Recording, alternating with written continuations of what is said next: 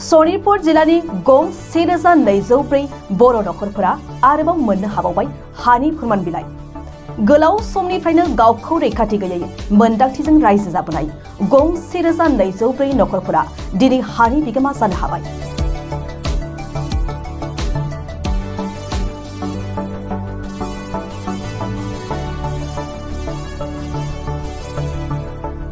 BTR गोरोबथानि 5.3 दफा बायदियै थांनाय सानखालि सनितपुर जिल्लानि गासै 1204 बर' नखरनो फिन हानि फोरमान बिलाइ होनाय जायो।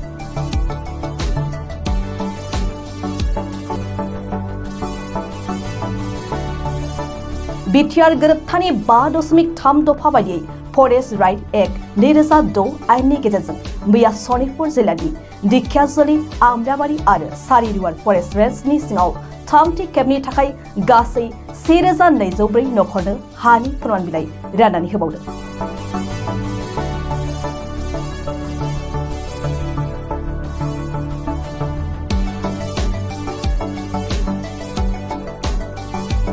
सनितपुर जिल्लानि गं 1204 नखरफोरनो फिन हानि फोरमान बिलाइ राननानै होनायनि थाखाय भारत सरकार, आसाम सरकार आरो बिटिआर सरकारनिसिम दुलाराय बर' फरायसा आफादा साबायखर बावदों।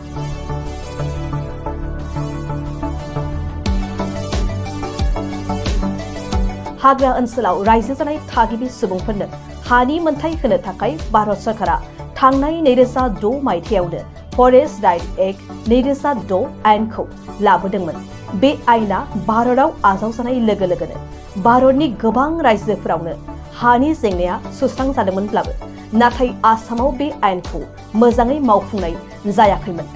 बेबायदिनो बिटिआरजों लोगोसे आसामाव थानाय गोबां जिल्लाफोरनि हानि जेंनाखौ सुस्रांनानै होनांगौनि थाखाय थांनाय 2010 मायथाइनिफ्रायनो रायजो राजाफोरखौ लानानै एबसुआ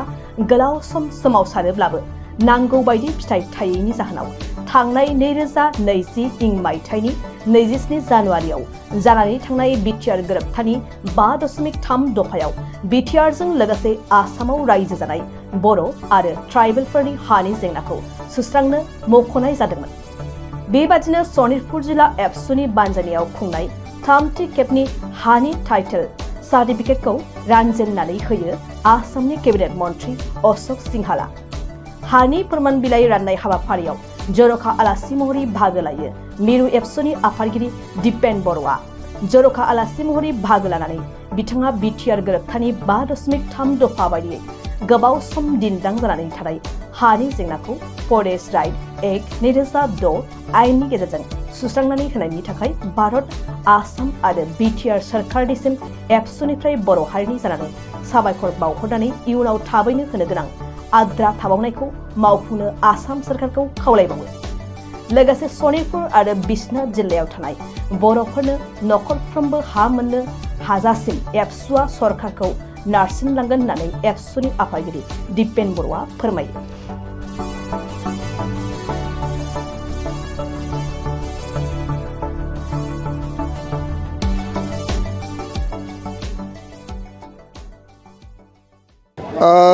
नैरोजा 20 मायथाइनि बिटिआर गोजोन गोरोबथानि 5.3 बे दफा बायदियै जि फरेस्ट राइट एक्ट 2006 बिनि आधाराव लेन्ड एन्टाइटेलमेन्ट होनाय जि हाबाफारि बिनि थामथि खेबनि ढेकियाजुलि समस्तियाव होनाय जाबाय। गिबियाव 1300 होनाय जादों, नेक्स्ट पर्यायाव होनाय जादों आरो दिनै 1204 टटेल 3600 सामथिं दासिम ढेकियाजुलि समस्तियाव हाइस्ट, जदिव गहपुर, बिश्वनाथ, बिहाली गुबुन गुबुन समस्तियावबो होनाय जादों, किन्तु ढेकियाजुलि समस्तियावनो गिबि जागायदोंमोन आरो बेयावनो बांसिन होनाय जादों। आरो गिबियावनो फरेस्ट राइट एक्टनि गेजेरजों जोंनि सन अफ दा सयल आरो ट्राइबेल सुबुंफोरनो, बर' सुबुंफोरनो दिनैनि बे आयनाजुलि बे जायगायाव 1204 परियालनो हा होनायनि बे गासै प्रक्रियाखौ मावफुंनायनि थाखाय जोंनि दाबि आरो सरकारा गावनि कमिटमेन्टनि आधाराव आसामनि गिबि मन्त्रि डक्टर हिमन्त बिश्व शर्माया मोनसे इनिसियेटिभनि गेजेरजों बेखौ मावफुंदों। आरो बे बेलायाव ढेकियाजुलि समस्तिनि एमएलए बा आसामनि आथिखालनि मन्त्रि मानगोनां अशोक सिंघाल बिथाङा स्पेसियेल मोनसे बोल्ड स्टेपनि गेजेरजों बेखौ जाफुंसारनायाव district administration DC ADC circle officer आरो लोगोसे वेलफेयार डिपार्टमेन्ट आइटिडिपि बिथांमोनखौ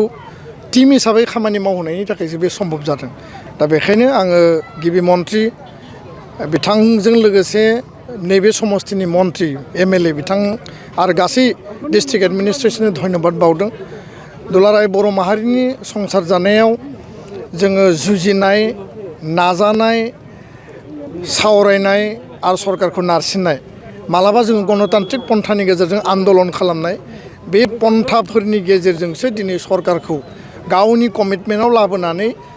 हा मोननांगौनि आरो हा होनांगौनि जे खामानि बेखौ मावहोनो थाखाय जोङो नारसिननायनि गेजेरजों सम्भब खालामनो हादों आरो बेयाव रायजो राजानि धैर्यखौबो जोङो मानिनांगोन दा बेखायनो दुलाराय बर' फरायसा आफादा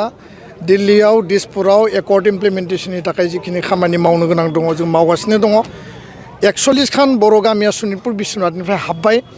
बाखि गामियाबो हाबनांगौ 19 खान जिखिनि आद्रा दङ 60 खाननि गेजेराव आरो एनादार एनाउन्समेन्टनि गेजेरजों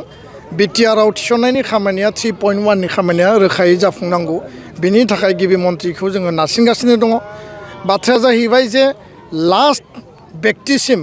जोबथा सुबुंसिम हा मोननो गोनां जाय व्यक्तियानो थाया मानो बिथांमोननो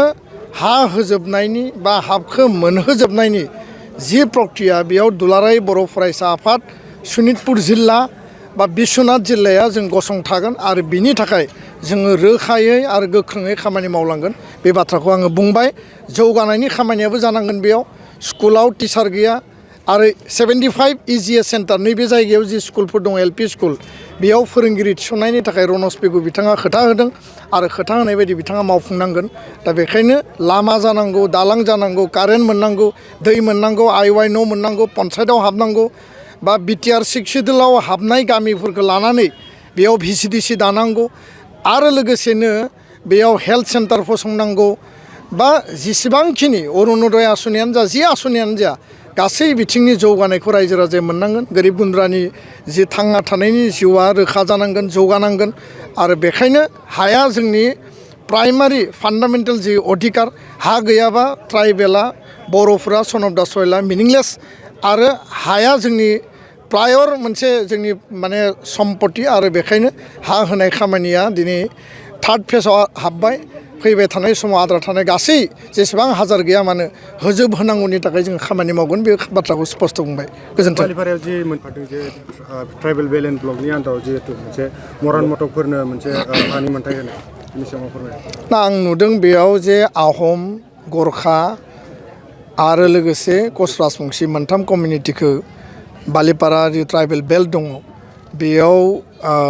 बिथांमोननो रेस्ट्रिक्टेड मा होनना बुङो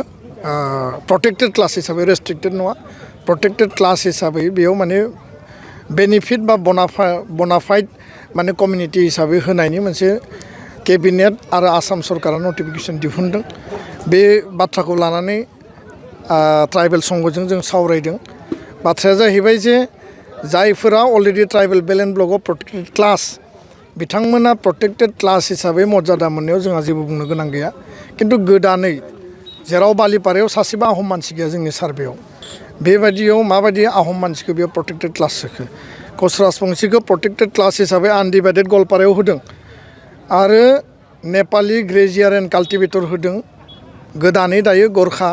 कमिउनिटि हिसाबै बेखौ रिनिउ खालामनानै होनाय जादों दा बिनि बेलायाव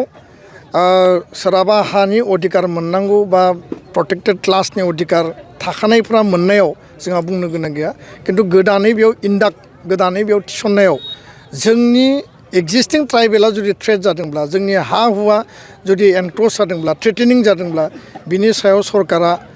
जवाब होनांगोन रिप्लाइ होनांगोन आरो सरकारखौ जों दाबि दैखाङो बेलेन्ड ब्लकआव जि एनक्रोचमेन्ट जादों 4 लाख बिगा हा गुवाहाटी हाइकर्टआ जि रायदान होदों बेनि एभिक्सननि खामानिखौ सरकारा मावनांगौ खालि प्रटेक्टेड क्लासखौ बारायबाल' जाया एभिक्सननि खामानिखौबो मावनांगौ होननानै जोङो दाबि दैखाङो आरो बिनि सायाव अफिसियेल मा प्रसिडियर मा जादों ट्राइबेल संघ सिसिट'आ जों रायलायबाय थादों आरो बिनि उननि पर्यायाव जोङो माखासे खामानि मावगोन गोजोन्थों